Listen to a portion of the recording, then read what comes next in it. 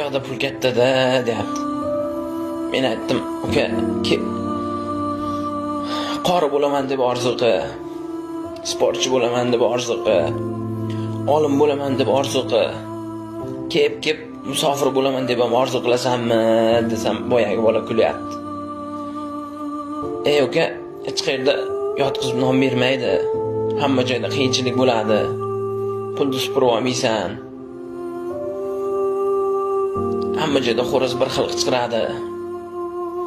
Har yerni qilma orzu, har yerda bor tosh tarozi desam, boyagi bola men baribir ketaman deyapti. Shu non olib kelish bilan uyga non topib kelish juda katta farqi bordi. Shu yoshligida non olib kelish uchun do'konga chiqqan bolalar hozir katta bo'lib non topib kelish uchun musofir yurtga ketyapti-da. Bir akaga savol berdim, ancha yildan beri musofirda yurar ekan. Qancha yildan beri musofirda yurasiz aka? Desam, boyagi 20 yildan beri borib kelib yuraman deyapti. Qiyin emasmi, qiynalmayapsizmi desam, qiynalyapman dedi. Qiynalayotgan bo'lsangiz uyga qayting, o'limdan qo'rqmaysizmi deb savol berdim. Boyagi aka kulib, uyda 10 kishini qiynalganidan ko'ra musofir yurtda bir kishini qiynalgani yaxshiroq. Bir kishini qo'li qora bo'lgani yaxshiroq. Men o'limdan ko'ra ota-onamni, bola chaqamni, oilamni qiynalib yashashdan qo'rqaman dedi. Musofirlarni o'ziga atagan bitta orzusi yo'qda. Yashirincha pullar yig'adi.